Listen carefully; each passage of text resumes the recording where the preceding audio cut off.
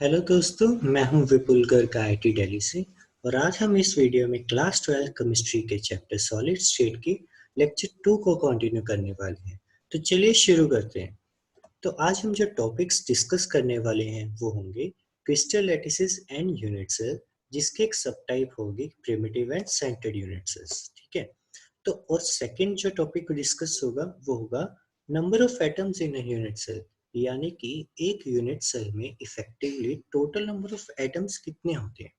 और जो एक कैलकुलेशंस होती हैं वो हम एक तीन अलग अलग यूनिट सेल्स में करेंगे, जो कि हैं primitive cubic unit cell, body centred and face centred. अब हम क्रिस्टल लैटिसेस और यूनिट सेल्स की डेफिनेशंस को देखेंगे। सो So what is a crystal lattice? A regular three-dimensional arrangement of points in space is called a crystal lattice. यानी कि 3D arrangement, points के 3D arrangement को हम क्रिस्टल लैटिस कहते हैं। A portion of a crystal lattice is shown in figure 1.5. ये हमारा एक पोर्शन है क्रिस्टल लैटिस का। There are 14 possible three-dimensional lattices called Bravais lattices. ब्रावियस कौन था? एक फ्रेंच मैथमेटिशियन था जिसने ये 14 थ्री डायमेंशनल लैटिसेस प्रपोज किए थे। तो उसके नाम पर ही हमने लैटिसेस को रख दिया। तो हम इसके बाद इसकी करेक्टरिस्टिक्स देखेंगे कि क्रिस्टल लैटिस की कौन कौन सी करेक्टरिस्टिक्स हैं। Its first point is each point in a lattice is called lattice point or lattice side, यानी कि जो ये पॉइंट्स हैं इन हर एक को लैटिस पॉइंट या फिर लैटिस साइड्स कहते हैं। सेकेंड पॉइंट है each point in a crystal lattice represents one constituent particle which may be an atom, molecule or an ion, यानी कि जो ये पॉइंट्स हैं ये कहीं ना कहीं एक एक एटम को डिस्क्राइब कर रहे हैं, चाहे वो एटम हो, चाहे वो मॉलिक्यूल हो, चाहे वो आयन हो। और जो थर्ड पॉइंट है lattice points are joined by straight lines, वो तो हमें दिखाई दे रहा है कि जो इस ज्योमेट्री में लैटिस पॉइंट स्ट्रेट लाइन से जुड़े हुए हैं। अब बात आती है कि यूनिट सेल है क्या। तो ये हमारे पास एक पिक्चर है जो कि यूनिट सेल को डिस्क्राइब कर रहा है। उसके बाद डेफिनेशन आती है unit cell is the smallest portion of a crystal lattice which when repeated in different directions generate the entire lattice, यानी कि ये क्या हो, यूनिट सेल क्रिस्टल लैटिस की सबसे छोटी इकाई होती है जिसको अगर हम चारों डायरेक्शंस में रिपीट कर दें, फैला दें, तो हमें पूरा क्रिस्टल लैटिस मिल जाएगा। So a unit cell is characterized by first point है its dimensions along the three edges, यानी कि A, B and C ये बिल्कुल सिमिलर है लेंथ, ब्रेथ और हाइट के। ठीक है। और जो सेकंड पॉइंट है एंगल्स बिटवीन द एजेस, या जैसे कि alpha, beta and gamma. Alpha angle जो है वो बी एंड सी लेंथ के बीच में है, बीटा एंगल ए एंड सी के बीच में है, और सिमिलरली गामा एंगल ए और बी के बीच में है। तो इस यूनिट सेल को 6 पैरामीटर्स करेक्टराइज करते हैं, यानी कि 3 हो गए एजेस वाले और 3 एंगल्स, और ये पैरामीटर्स हम यहाँ पे दिखाए हैं। अब बात आती है types of unit cells. Primitive unit cells when constituent particles are present only on the corner positions of a unit cell, यानी कि अगर एक यूनिट सेल है तो उसके सिर्फ कॉर्नर पोजीशंस पर ही हमारे कांस्टेंट पार्टिकल्स प्रेजेंट हैं। उस टाइप ऑफ स्ट्रक्चर को कहते हैं हम प्रिमिटिव यूनिट सेल। नेक्स्ट आता है centred unit cells. Centered unit cells.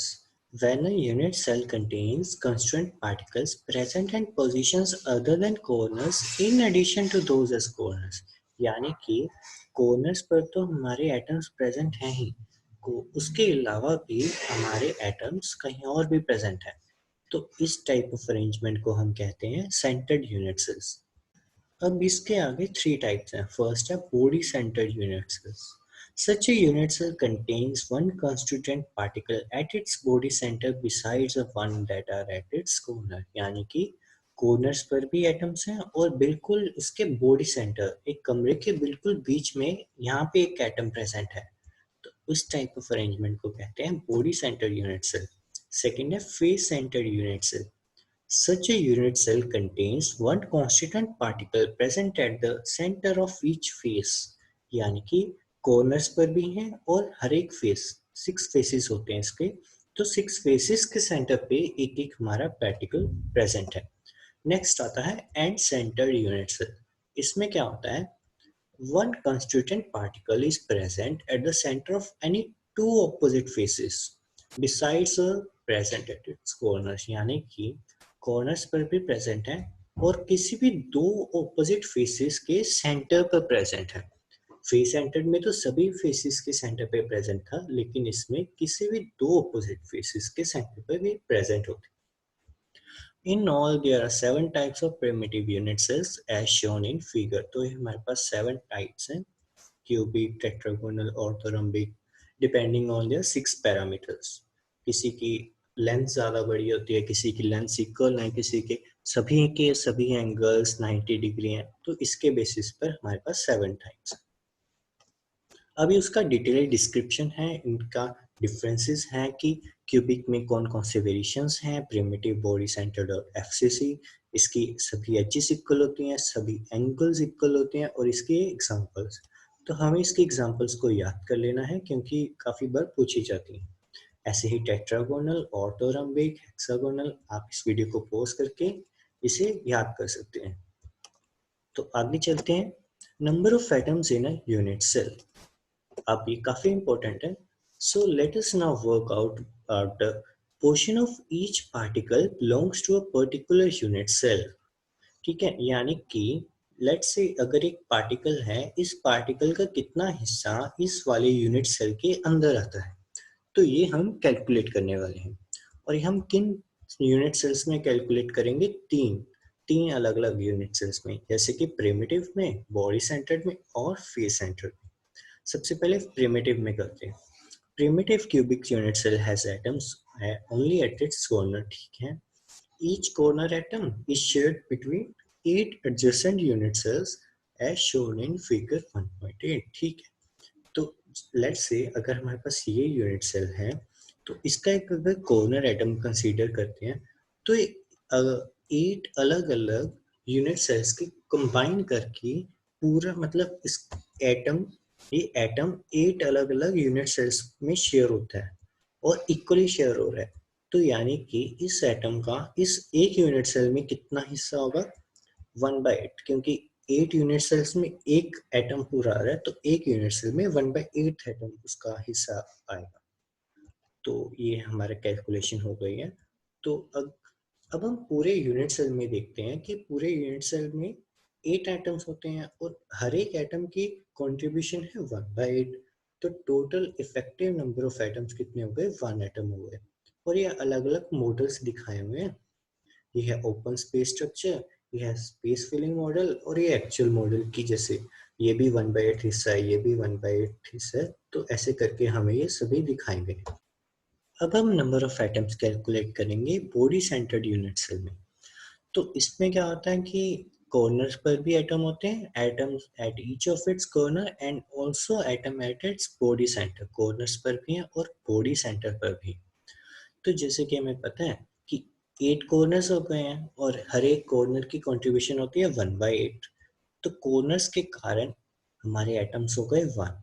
और जो एक बॉडी सेंटर एटम है वो तो किसी से भी शेयर नहीं हो रहा है, तो उसकी कंट्रीब्यूशन की आ गई 1. तो total number of atoms per unit cell हमारे आ गए 2 एटम्स. नेक्स्ट है फेस सेंटर्ड यूनिट सेल में इसकी कैलकुलेशन. तो फेस सेंटर में क्या होता है, contains atoms at all the corners and at the center of all the faces of the cube. ठीक है, एट हमें कॉर्नर्स की कंट्रीब्यूशन तो पता ही है. अब सेंटर जो जो पार्टिकल फेस सेंटर पे प्रेजेंट है उसकी कंट्रीब्यूशन निकालते हैं. अब जैसे इस वीडियो में देखेंगे, इस पिक्चर में अगर देखते हैं, तो जो सेंटर में एटम है ये हमें हाफ ऑफ दिखाई दे रहा है कि हाफ इसका पोर्शन इस वाले यूनिट सेल में है और हाफ इस वाले यूनिट सेल में. यानी कि एक सेंटर फेस सेंटर एटम का जो हिस्सा है एक यूनिट सेल में वो होता है उसका हाफ. तो अगर हम कैलकुलेट करें, 8 कॉर्नर एटम्स होते हैं, उनका कंट्रीब्यूशन 1/8, तो उससे तो आ जाएगा 1 एटम. और हमारे पास 6 फेसेस होते हैं और हर एक फेस पे एक एटम की कंट्रीब्यूशन हाफ, तो उससे आ जाएगा 3 एटम्स। तो टोटल नंबर ऑफ एटम्स आ जाएंगे 1 + 3 = 4 एटम्स। और यही उसके अलग अलग व्यूज हैं। वैसे यहाँ पे ये चीज नोटिस करने वाली है कि यहाँ पे जो ये कॉर्नर एटम्स हैं ये आपस में टच नहीं करते हैं, लेकिन हर एक कॉर्नर एटम हर एक फेस सेंटर एटम से टच करेगा। जैसे ये इससे टच करेगा, ये वाला आइटम इससे टच करेगा, ये वाला आइटम इससे टच करेगा, लेकिन ये दोनों कभी टच नहीं करेंगे। अब हम कुछ क्वेश्चंस डिस्कस कर लेते हैं, जैसे कि what is the significance of a lattice point. हमने पढ़ा था कि लैटिस पॉइंट जनरली एक कांस्टेंट पार्टिकल को ही कहते हैं, ठीक है। तो इसका आंसर देख लेते हैं। The significance of a lattice point is that each lattice point represents one constituent particle of a solid, which may be an atom, molecule or an ion। बिल्कुल सही बात है। और सेकंड क्वेश्चन है how much portion of an atom located at first corner, यानी कि corner वाले atom की यूनिट सेल में कितनी परसेंटेज होती है, कितना उसका हिस्सा होता है।